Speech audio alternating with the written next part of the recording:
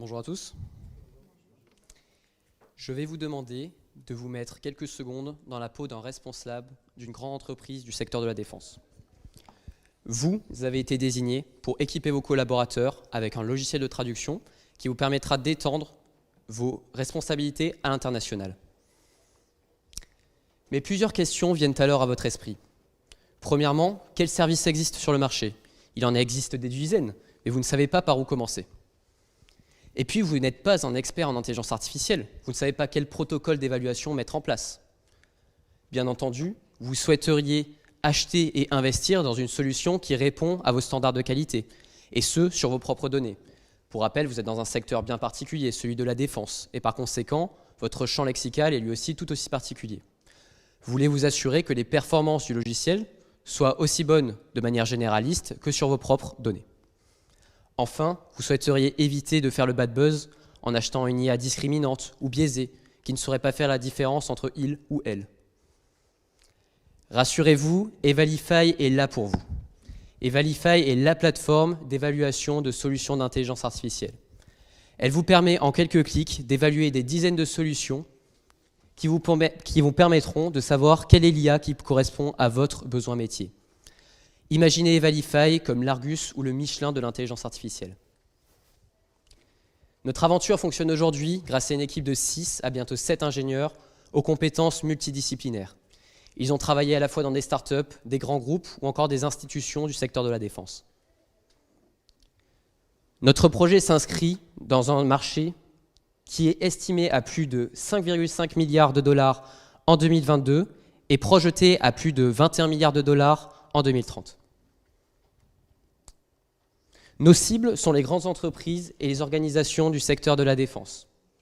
En particulier, les ingénieurs d'études dont le rôle est de trouver des solutions pour des besoins internes. Tout cela dans un contexte de pénurie de talents en IA et en data. Dans un marché aussi complexe que celui de la défense, nous souhaitons être aujourd'hui accompagnés et conseillés pour développer notre stratégie commerciale, obtenir des appuis juridiques ou encore démarcher nos premiers clients d'ici à mi-2023. Dans notre démarche RSE envers le développement durable, nos infrastructures sont neutres en carbone, sur un cloud 100% souverain, 100% français. Merci à tous et adressons ensemble les enjeux de l'IA de demain.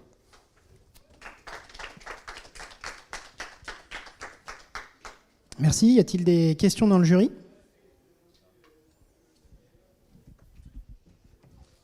Merci pour cette présentation. Du coup, vous adressez en premier lieu le secteur de la défense notamment. Est-ce qu'il y a déjà d'autres pistes sur d'autres secteurs qui pourraient être adressés justement par ce type de plateforme?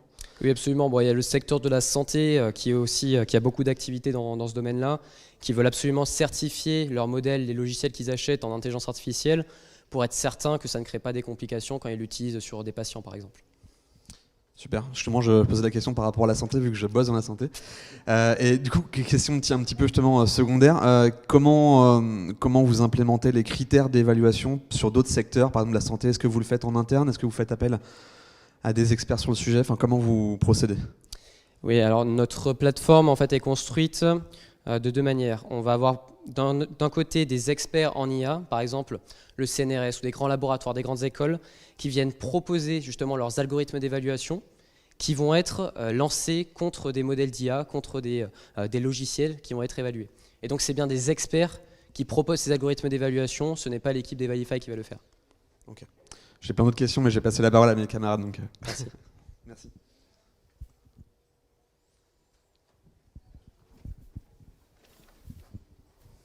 Merci. Même question que pour vos camarades précédents. Vous avez un business model, vous connaissez vos prix de sortie et le prix auquel vous pensez vendre votre projet, enfin votre application. Et puis par ailleurs, dans votre première slide, je crois, il y a le logo du CNRS. C'est pour dire que, comme vous venez de l'indiquer, que vous pouvez travailler avec eux, ou c'est parce qu'il y a déjà une forme de labellisation du projet? Vous en êtes où avec eux? Alors, on aimerait en effet pouvoir travailler avec eux. Donc le CNRS était là pour un exemple, pour l'exemple de l'expert en intelligence artificielle qui vient justement proposer son algorithme d'évaluation. On n'a pas encore de travaux qui sont démarrés avec eux, mais donc ce sont bien des partenaires qui nous intéresseraient. Sur le business model, donc bien entendu, nous en avons un. J'en ai pas parlé parce qu'il est implicite. On lance des évaluations et c'est donc ça qu'on va facturer. Néanmoins, on a un autre système qui est un système d'abonnement et qui va être un peu sur un principe d'intelligence économique. Par exemple, admettons que Google soit intéressé pour mettre son logiciel sur notre plateforme. Eh bien, dès lors qu'un concurrent va arriver sur son domaine, par exemple la traduction, on va l'avertir si ce nouveau concurrent a des performances meilleures que lui-même, que Google.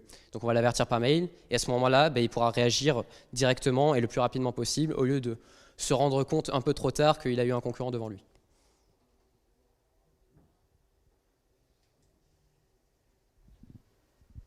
Pas d'autres questions? Eh bien, merci. Et on va passer au groupe suivant. Merci.